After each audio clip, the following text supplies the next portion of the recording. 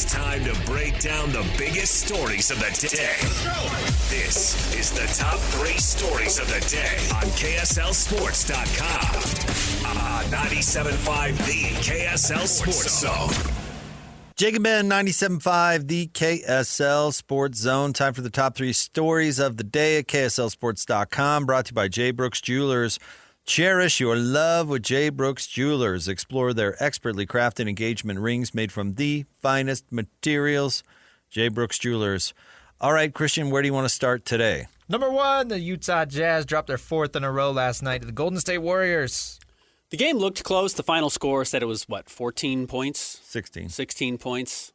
But it didn't feel close at all. It was a pretty non-competitive game from the opening jump, which was surprising to me because you had Yusuf Nurkic, Svi Mikhailuk, Lauri Markkanen, and Keontae George in the starting lineup, which traditionally has allowed the Jazz to be competitive. They win a lot of those games, actually. I bet their winning percentage with that unit in the starting lineup is probably close to 500, in all honesty. Maybe I'm being overly ambitious with that, but I bet it's way better than people would think.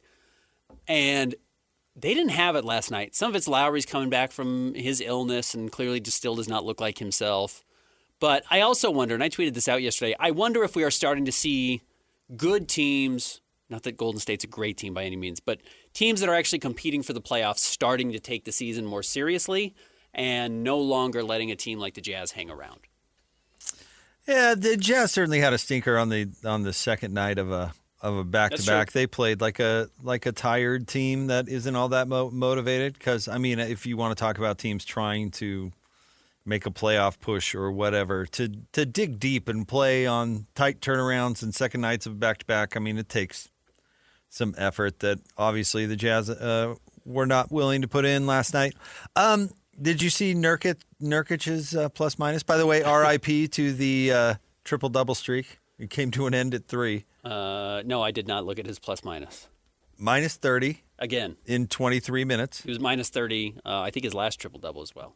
And he's particularly ill-suited to play against the Warriors because of how they play. Yeah, the Jazz played Lowry a lot at the center last night to match up with the Warriors' small ball lineup. So, yeah, that wasn't going to be Nurk's game no matter what. But Lowry still looks rusty.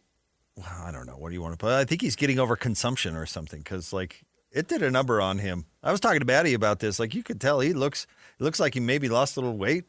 Yeah, 6 of 14, 1 of 6 from 3. He's just not had his touch at all in the last couple of games. He even bricks, too. I mean, I don't know. It has to do with that somehow. The Jazz played well at the close of the third quarter. To say it wasn't a competitive game, it was at the end of the third quarter, and then the Warriors, in typical Warriors fashion, just blew it back up to 20. Put the lid on it at the beginning of the fourth, and then it was over. But, you saw a couple good things from Keontae, I thought, during that stretch. Ace had another strong game. I mean, there are things to take from the game. Bryce had a good game. Yeah, Bryce is playing well.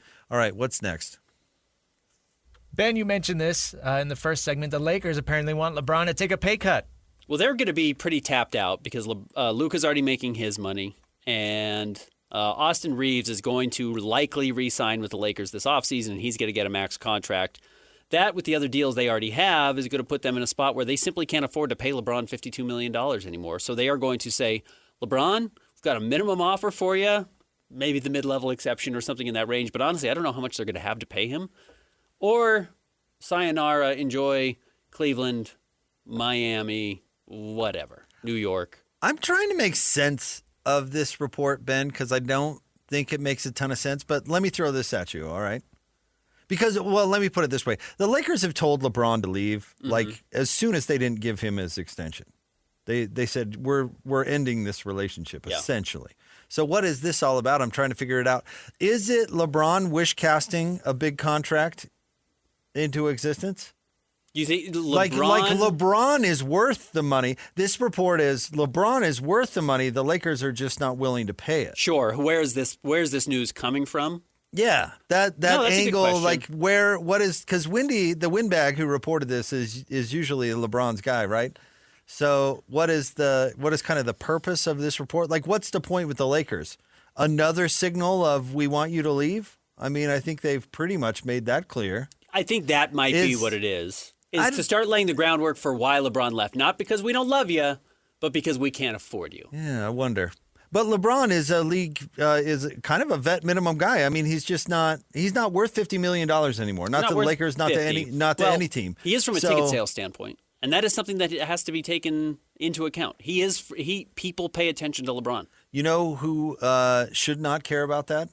An NBA GM. The Luka-led Los Angeles Lakers. No, in all honesty, should Austin Ainge be considering ticket sales in his basketball moves? No. I hope not. No. But owners do. And the GMs do work for the owner. Well, give LeBron a bad contract? I don't know. I just wonder what the point of this report is, because LeBron's he's just not worth that anymore. What is he? He's a rotation guy now. Lakers have a relatively clean cap sheet next year because LeBron comes off the books, because Rui Hachimura comes off the books, Gabe Vincent, Maxi Kleber, Jackson Hayes. They've got, and if you include LeBron, they've got close to $100 million coming off the books, in all honesty. It's crazy how much money they're going to shave. But Austin Reeves is going to bump up to $40 million. That takes a big chunk out of it.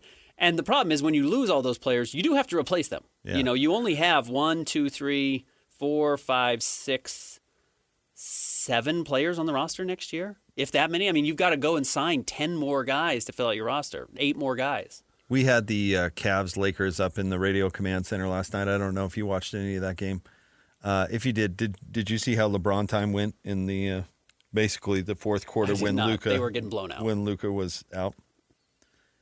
Disaster. Yeah. I mean, he was responsible for 3 bricks and 3 turnovers in the span of 2 minutes. He's not LeBron anymore. He's not. Well, LeBron should do what he usually does, which is convince the Lakers to trade all their best pieces to Cleveland and then sign with Cleveland in the offseason. Yeah, that's what you do. All right, what's next?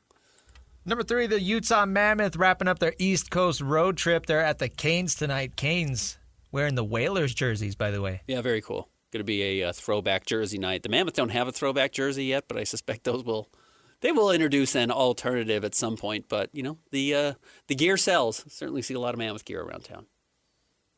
Oh yeah, tons. So we'll see. That's going to be a cool matchup tonight. The Whalers is one of the great logos of all time, and an opportunity to get a huge win for the Mammoth and come back with 6 points on this 4-game road trip would be absolutely incredible. Speaking of that, we'll talk to Nick Olczyk about it coming up next. Stay tuned. Jake and Ben, 97.5, the KSL Sports Zone.